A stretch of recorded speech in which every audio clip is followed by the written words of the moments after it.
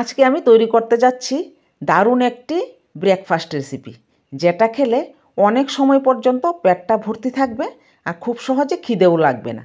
আর main কথা হচ্ছে, যে জিনিসটা দিয়ে আমি এই রেসিপিটা তৈরি করছি ওইটা কিন্তু আমাদের রান্নাঘরে 12 মাস মজুদ থাকে। মানে এই রেসিপিটা তৈরির জন্য ওই জিনিসটা আর আলাদা করে কিনে আনতে হয় না। তাহলে চলো বন্ধুরা, এই রেসিপিটা আমি কিভাবে তৈরি করছি তোমরা পুরোটা দেখো। তোমরা না দেখলে একদমই বুঝতে পারবে না কিভাবে আমি তৈরি করছি। তাই তোমরা আমার সাথে থাকো আর পুরো রেসিপিটা দেখো। আর এই রেসিপিতে যদি কোনো নতুন বন্ধু এসে থাকো তাহলে আমার চ্যানেলটাকে সাবস্ক্রাইব করে দিও। তাহলে চলো, এখানে আমি গতকাল রাতেই 250 গ্রাম চাল ভিজিয়ে রেখে দিয়েছিলাম। এই রেসিপিটা তৈরির জন্য যতক্ষণ চালটা ভেজানো থাকবে ততক্ষণই মানে রেসিপিটা খুবই সুন্দর হবে। তো আমি কি করেছি, গতকাল রাতেই 250 গ্রাম চালকে ভিজিয়ে রেখে দিয়েছিলাম। এখন চালটাকে আমি ভালো করে ধুয়ে জলটা ফেলে গ্রাইন্ডার জারে নিয়ে নিয়েছি আর অল্প একটু জল দিয়ে এখন পেস্ট করে নিয়েছি। দেখো এই রকম গুলাটা হয়েছে। তো আমি কি করেছি, জলটা একটু বেশি দিয়ে নিয়েছি, তাই একটু পাতলা হয়ে গেছে। তোমরা চেষ্টা করবে এর চাইতে যাতে আরেকটু ঘন হয়। তো আমি কি করলাম, অল্প একটু সুজি দিয়ে দিয়েছি। আমার ঘরে সুজি ছিল তাই আমি একটুখানি সুজি দিয়ে দিয়েছি। সুজি দিয়ে এই চালের পেস্টের সঙ্গে ভালো করে মিশিয়ে নিচ্ছি। মিশিয়ে 5 মিনিটের জন্য রেখে দেব, যাতে সুজিটা ভিজে গিয়ে ভালো করে মানে এই গুলাটা তৈরি হয়ে যায়। আর এইদিকে দেখো, আমার ঘরে টক দই ছিল না। টক দইটা আমি কিভাবে তৈরি করছি, হালকা একটু গরম দুধে আমি এক টুকরো লেবুকে এইভাবে নিংড়ে রসটা দিয়ে দিচ্ছি। একটুখানি রস দিলে হয়ে যাবে। ঘরে টক দই নেই তো আমি কি এই রেসিপিটা তৈরি করতে পারবো না। দেখো আমি কিভাবে টক দইটা তৈরি করলাম। এখন এটাকে আবার 2-3 মিনিটের জন্য এক সাইডে রেখে, এদিকে দেখো মানে ব্যাটারটা আগের চাইতে আর একটু ঘন হয়ে গেছে। এখন আমি কিছু সবজি দিয়ে দিচ্ছি। তোমাদের ঘরে যা যা সবজি থাকে ওইখান থেকেই দিতে পারবে। দিয়ে দিলাম আলু কুচানো, গাজর কুচানো দিচ্ছি। এখন দিচ্ছি ধনেপাতা কুচি আর দিয়ে দিচ্ছি কাঁচামরিচ কুচি। এখন দিচ্ছি লাল শাকের পাতা কয়েকটাকে আমি কুচিয়ে। আর এখন দিয়ে দিলাম আদা কুচি, পরিমাণ মতো লবণ। এখন একটুখানি চিনি দিলাম, যাতে ওই দইটা যে দেব লেবুর রসের দইটা, ওইটা দিলে একটু টক হয়ে যাবে, তাই স্বাদটা বজায় থাকে, তাই আমি একটুখানি চিনি দিয়ে দিলাম। এখন সব উপকরণ ভালোভাবে আমি মিশিয়ে নিচ্ছি। এই রেসিপিটার জন্য কিন্তু আলাদা কোনো চালের দরকার হয় না। ঘরে থাকা যে কোনো চাল দিয়ে রেসিপিটা সহজে তৈরি হয়ে যায়।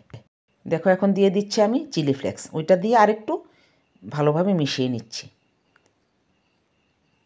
এখন আমি দিয়ে দেব আমি যে দইটা তৈরি করেছি ওই দইটা দিয়ে দিলাম। এখন ভালোভাবে সব কিছু আবার মিশিয়ে নিচ্ছি। মিশিয়ে আমি অল্প কিছুক্ষণের জন্য ঢাকনা দিয়ে রাখবো। 3-4 মিনিট ঢাকনা দিয়ে রাখলেই হবে। এখন ঢাকনাটা তুলে আবার দেখো ভালোভাবে আরেকটু নেড়ে মিশিয়ে নিচ্ছি।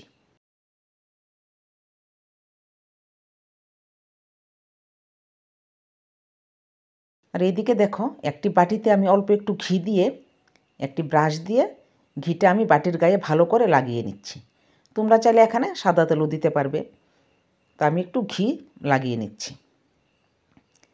আর আমি এখানে যে যে সবজি ইউজ করেছি তোমরা তোমাদের পছন্দ মতো সবজি দিতে পারবে। এখন এই ব্যাটারটার মধ্যে আমি অল্প একটু ইনু দিয়ে দিলাম। দেখো ইনু দিয়ে ভালো করে মিশিয়ে নিচ্ছি, যাতে ইনুটা পুরো ব্যাটারটার সাথে ভালো করে মিশে যায়। ইনুটা দিয়ে বেশিক্ষণ রাখা যাবে না। ভালো করে মিশিয়ে নিয়েছি। এখন যে বাটিতে আমি ঘি লাগিয়ে নিয়েছিলাম ওই বাটির মধ্যে সবটা আমি ঢেলে দিলাম।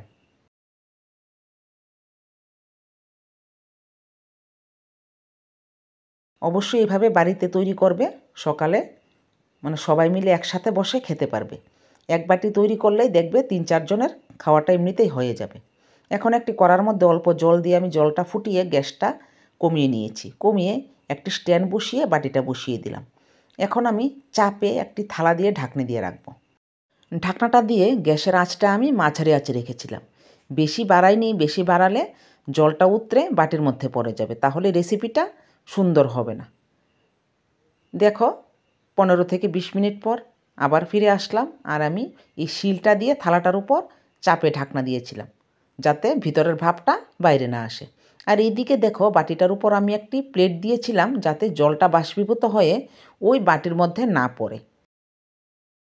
এটা দেখাতে আমি ভুলে গেছিলাম। এখন দেখো গ্যাসটা আমি অফ করে দিয়েছি। অফ করে বাটিটা আমি নামিয়ে নিচ্ছি। দেখো কি সুন্দর লাগছে দেখতে, আর আগের চাইতে কিন্তু অনেকটাই ফুলে গেছে। আমি এখানে ইনো দিয়েছি, তোমরা চাইলে বেকিং পাউডারও দিতে পারবে। একটু ঠান্ডা হওয়ার পর আমি এই খুন্তিটা দিয়ে বাটির সাইড থেকে আমি একটু ছাড়িয়ে নিচ্ছি। ছাড়িয়ে যে প্লেটটা দিয়ে আমি ঢাকা দিয়েছিলাম ওই প্লেটটা বাটির উপর দিয়ে বাটিটা উল্টে নিলে কিন্তু প্লেটের মধ্যে পড়ে যাবে এই কেকটা। একটু চাপ দিলে উপর থেকে দেখো খুব সুন্দরভাবে পড়ে গেছে। দেখো পুরোটাই কিন্তু একদম কেকের মতো লাগছে দেখতে, আর খুবই নরম হয়। খেতে তো অসাধারণ, কি বলবো, তোমরা বাড়িতে তৈরি করে না খেলে একদমই বুঝতে পারবে না। দেখো আমি হাত দিয়ে ধরছি, তোমরা তো বুঝতেই পারছো দেখে খুবই নরম। আর এখানে গাজরের কালার, ধনেপাতার কালার, লাল শাকের কালারে খুবই অসাধারণ লাগছে দেখতে। তো বন্ধুরা, দেখতে যেমন, খেতে তো আরও দুর্দান্ত। অবশ্যই বাড়িতে তৈরি করে খাও আর আমাকে কমেন্টে জানাবে তোমাদের এই রেসিপিটা কেমন লেগেছে। এখন আমি একটি ছুরি দিয়ে কেটে নিচ্ছি।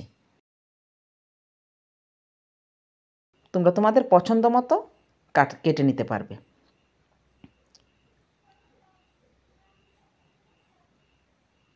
এক বাটি তৈরি করলে কিন্তু পরিবারের সবার ব্রেকফাস্ট হয়ে যাবে। আর যদি তোমরা সন্ধেবেলায় খাও তাহলে এইভাবে কেটে অল্প একটু তেল দিয়ে হালকা আঁচে ভেজে নিতে পারবে। আমি সকালের জন্য তৈরি করছি, তাই আমি আর তেল দিয়ে এই রেসিপিটাকে ভাজিনি, আমি এইভাবেই কিন্তু রেখেছি। খুবই নরম, একটু ভেঙে দেখিয়ে দিচ্ছি তোমাদের। তো বন্ধুরা, আমার চ্যানেলের রেসিপিগুলি তোমাদের যদি ভালো লেগে থাকে অবশ্যই আমার চ্যানেলটাকে সাবস্ক্রাইব করে দিও।